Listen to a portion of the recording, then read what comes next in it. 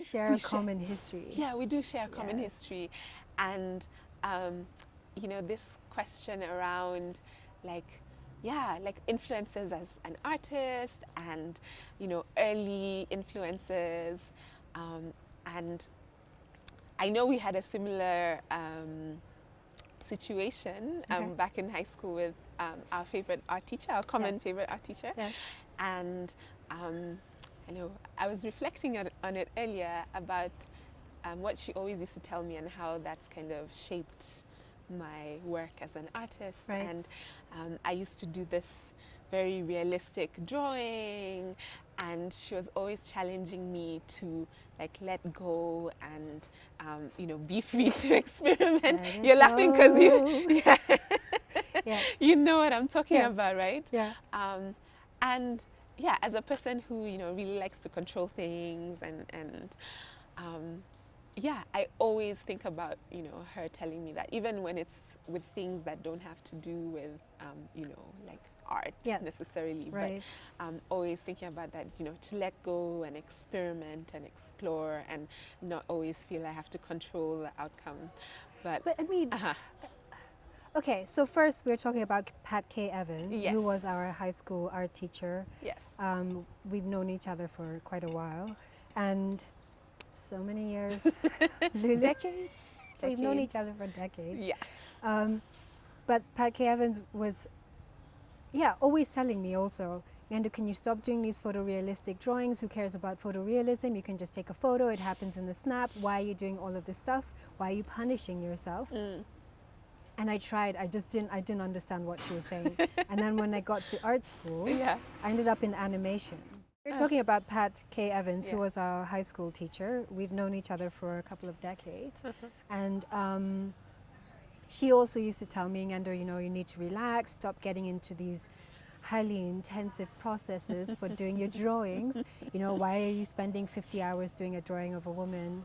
People don't need a photorealistic drawing. Yeah, they can just take a photo and it's done in a snap. So I was not able to break away from that. I kept looking at Miss Evans and being like, what does she want from me? And then when I went to art school, I tried to loosen up, and then I ended up in animation, which is another high intensity, long process industry. So I think it's just part of who I am. But you said that you felt that she really helped you to break away from... Yeah, well, okay, I wouldn't say break away, but because I still am, you know, into the high control intensity. Freak. Yes, that's a good way to... We found the word. Yes, Control we found the word. Yeah. You know, I'm still a control freak, but then it's just, you know, she's always in my head, in my ear, challenging me to sometimes just pause and experiment a bit. So, you know, I'll do that and then I'll come back to my comfortable control freak ways. Right. But yeah, I think it's helped me. It's helped me to explore and experiment a bit, which, yeah, I think has helped my work.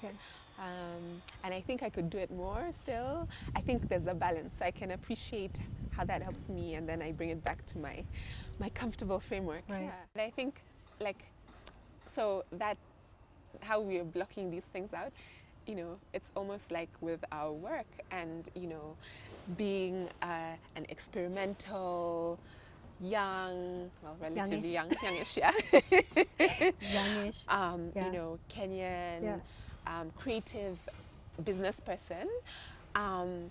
You know, there's so many people who I think, and I don't know if you feel the same way, like it's almost like we threaten them because they don't know where to place us. Right. You know, Right. and then, you know, we're outspoken about, you know, things that you don't talk about. Right.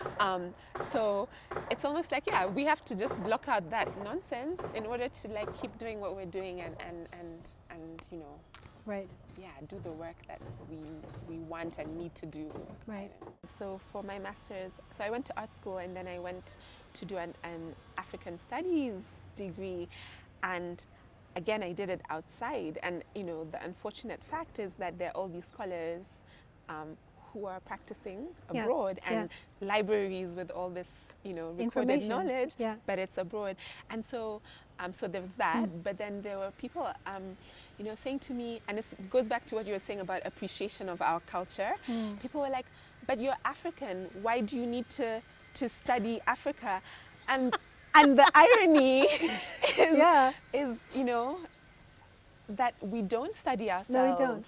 And so we're constantly looking outside. Even art school, when you're looking at like African art history, it's mostly West African. And then Egyptian art is in a different section of its own for whatever particular reason. It's not quite Africa. Yeah, I mean, this for colonial ideas and ideologies have put Egypt separate from Black Africa. Yeah.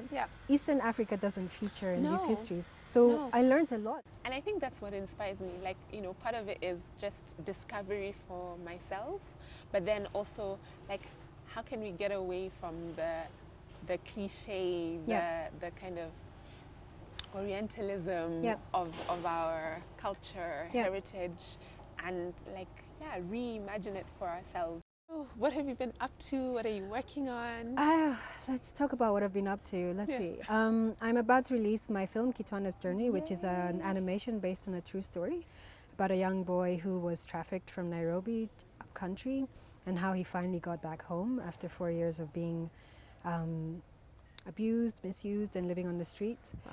So it's a really like sweet little story, and it's made for children, and it can also be watched by, you know, adults.